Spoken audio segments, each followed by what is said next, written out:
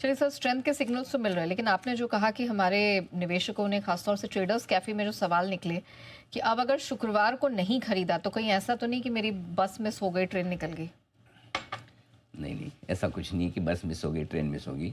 अगर आपको ये मिसिंग वाली फीलिंग ये आ रही है नेहा जी, तो आप ये फीलिंग ऐसी लो कि मेरी तो फ्लाइट मिस हो गई। Oh no. किसी ने मुझे वहाँ पर सवाल पूछा था कि हाँ नहीं, हमारे आशीष नंदा जी जो मेरा इंटरव्यू कर रहे थे कोटक से, उन्होंने पूछा कि ट्रेडर्स कैफे में कि कभी ऐसा हुआ है आपके साथ में कि आपका कोई कॉल गलत पड़ गया हो, तो आप इसको कैसे हैंडल करते हैं, ऐसा पूछा। कोई ट्रेडिंग कभी कभार ऐसा हुआ है, बड़े बेचारे दब दब के ऐसे पूछ रहे कैसे पूछ। मैंने कहा नहीं, क्या कभी हुआ है मतलब क्या है, मतलब कई बार होता है, बार बार होता है, 50 बार होता है, होता ही है, उसमें क्या है। जब आप ट्रेडिंग और इन्वेस्टिंग करते हो तो 100% तो एक्यूरेसी हो ही नहीं पाती, ऑफ कोर्स। लेकिन जहाँ आप पैसा नुकसान कर रहे हैं वहाँ आपका पैसा नुकसान लिमिटेड जाना चाहिए, और जहाँ आप पैसा बना रहे हैं वह अनाप शनाप आना चाहिए। Like BSc. हाँ, लाइक अरे बीएससी की वजह से तो इतना प्यार मिला है, बीएससी को धन्यवाद। उनका शेयर अच्छा कर रहा है, क्रेडिट मुझे मिल रही है, प्यार मुझे मिल रहा है। एनीवे, तो अब हम पूछें कि ये ऐसे में क्या करें ट्रेडर्स। हाँ। 56,161 बैंक निफ्टी इंट्राडे और 55,900 के ऊपर क्लोजिंग देके बैंक निफ्टी ने एक बड़ा ब्रेकआउट दे दिया, जिसकी बात अभी हमने की जी। और जब तक अब 55,900 के नीचे बंद ना हो बैंक निफ्टी, तब तक bank Nifty buy on dips है। मैं बैंक निफ्टी की बात इसलिए कर रहा हूँ क्योंकि लीडरशिप यहीं से है। ओके। ठीक है। इसके बाद 56,000 के कॉल पर 19 लाख शेयरों की पोजीशन अभी भी खड़ी है। ये कॉल राइटर्स 56,000 के नीचे बैंक निफ्टी को जाने नहीं देंगे। तो आपको पता है बैंक निफ्टी में आपकी रिस्क 600 पॉइंट से ज़्यादा की दिखती नहीं, मोटा मोटी। ठीक है। 56,700 के ऊपर ब्रेकआउट होते ही आप अपने पोजीशन को बढ़ा लें। अब आइए ट्रेडर्स के लिए निफ्टी।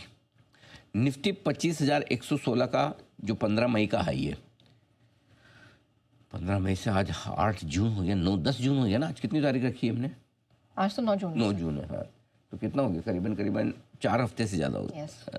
नहीं, 3 हफ्ते। 15 मई से 3 हफ्ते हो गए। 15 मई को हमने बनाया था यह हाई। 25,116 का हाई आज पार करने की कोशिश करेगा। और अगर आज आप 25,116 का हाई पार कर ले, और उस समय क्लोजिंग अपने को मिली है, हाईएस्ट वो मिली है 25,062 की, 25,062। बैंक निफ्टी में आज ब्रेकआउट के लिए ये 2 लेवल पार करने हैं, नोट कर लीजिए।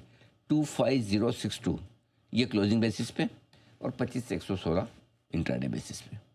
इन दोनों को पार करने पर बैंक निफ्टी में भी एक बड़ा ब्रेकआउट मिलेगा, और वो ब्रेकआउट ये मिलेगा कि 7 अप्रैल को जो आपने लो बनाया था वहाँ से और आगे बनता हुआ दिखेगा। ओके। ठीक है। तो इसलिए एक ब्रेकआउट हो चुका है, दूसरे ब्रेकआउट की तैयारी है। ये तो हो गया ट्रेडर्स के लिए जी। अब आइए इन्वेस्टर्स के लिए। इन्वेस्टर्स क्या करें? 7 अप्रैल को आपने लो बनाया था 21,743 का इंट्राडे में, और क्लोजिंग बना था 22,161। मई और जून एग्जैक्टली 2 महीना, 7 अप्रैल से 7 जून, अप्रैल, हाँ, मई और जून 2 महीना। लगभग 3300 निफ्टी एक तरफा तोड़ चुका है। ठीक है। आपको लगा अरे ये तो एक तरफा हो गया, लेकिन मेरा ये मानना है कि तेजी की अभी भी और जगह है। बहुत जगह है। और क्यों है? उसके 2 कारण हैं। मैक्रो और माइक्रो दोनों भारत के बहुत मजबूत होते दिख रहे हैं, और ये दोनों मैक्रो और माइक्रो जो मजबूत हो रहे हैं, इसका विस्तार से मैं कल बताऊंगा आपको। अच्छा। कि कैसे मजबूत हो रहे हैं, क्योंकि सुबह की कमेंट्री के लिए टाइम तो लिमिटेड है ना। करेक्ट। लेकिन आप ये मान के चलिए कि भारत के लिए बहुत अच्छे समय में आप इस वक्त हैं, और अच्छे समय में आगे और बढ़ रहे हैं। रिस्क क्या है? हमेशा जब भी अच्छा होता है हम सब पॉजिटिव देखते हैं, खतरे ध्यान में होनी चाहिए। नॉन रिस्क, अननोन रिस्क तो किसी को नहीं पता। अननोन रिस्क में तो जैसा कि अगली सांस में आएगी नहीं आएगी हमें तो नहीं पता। वो अननोन रिस्क है, उसके चक्कर में जीना थोड़ी छोड़ दो, पता नहीं कल क्या होगा, आज क्या होगा, अगले घंटे क्या, वो तो होगा, वो हो गया। जो नॉन रिस्क है वो पता है क्या है। Number 1, promoters, private equity funds, IPOs, block deals, इसकी सप्लाई अगर जरूरत से ज़्यादा आती रही, ये समस्या है। ये स्पीड रोकेगा, इससे मंदी नहीं होगी। देखो, ये सब सप्लाई तभी होती है जब मार्केट का मूड माहौल अच्छा हो। अगर बेच सकते तभी तो बेचेंगे। अगर समझो किसी प्रमोटर को स्टेक बेचे, कोई लेने वाला नहीं, तो क्या करोगे? सही बात है। तो तेजी के मार्केट में लिक्विडिटी होती है, तो ये क्या करते हैं, ये तेजी पे की स्पीड रोक देते हैं, स्पीड ब्रेक लगा देते हैं। ऐसा नहीं कि यू टर्न दे देंगे, जैसे ही मार्केट थोड़ा ढीला होगा तो अपने आप सप्लाई रुक जाती है, लेकिन तेजी के मार्केट में सप्लाई आती है तो ये स्पीड धीमी कर देती है। पहली चीज़। दूसरा, अमेरिका, अगर कुछ खराब होना तो अमेरिका से ही होना है। देखो, मुझे चिंता बहुत कम होती है दूसरे देशों की, ऑनेस्टली। इस वक्त मेरा my heart and my soul, my mind is with America. मुझे लगता है ये ट्रम्प साहब कुछ तो ठीक नहीं कर रहे भाई, मतलब ये अमेरिका को डूबो न दे बस। और वो नेचुरली अगर अमेरिका ख़राब हो जाए, डूब जाए, डेट ट्रबल में आ जाए, ट्रैप में आ जाए, तो नेचुरली फ़र्क तो सब पे पड़ता है, हम पे भी पड़ेगा, दुनिया पे पड़ेगा। तो फिर हमारी वही होगी कि हमारी स्पीड धीमी हो जाएगी, या थोड़ा हमें भी देखना पड़ेगा। वो दो रिस्क अभी है, इसके अलावा और कोई खास बात नहीं। ऐसे में इन्वेस्टर्स को क्या करना है? नटशेल में एक अगली जो लाइन है वो पूरी काम की है आपके। बस क्या करना, लाओ फुल फ्रेम में ले आओ इसी को, भले मैं नहीं भी दिखूंगा तो चलेगा।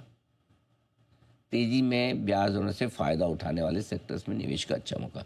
आपने हमने साथ में शो किया था, दरें घटेगी वेल्थ बनेगी, दरें घटेगी वेल्थ बनेगी। उसमें मैं चिल्ला के बोलता था कि किस तरह से ब्याज दरों में कटौती का फ़ायदा मिलेगा, कहाँ मिलेगा, बता दूँ? बिल्कुल सर। लाइए फिर से, एनबीएफसी बैंक, एनबीएफसी में दोनों एनबीएफसी, प्राइवेट एनबीएफसी, सरकारी एनबीएफसी। सरकारी एनबीएफसी जैसे आरईसी, पीएफसी, आईआरएफसी, हुडको, GIC housing, LIC housing, PNB housing, इस तरीके से सरकार, दोनों एनबीएफसी। बैंक दोनों, प्राइवेट भी और सरकारी भी। सरकारी ज़्यादा अच्छे, यूनियन टाइप, कैनरा, बढ़िया एकदम, फर्स्ट क्लास।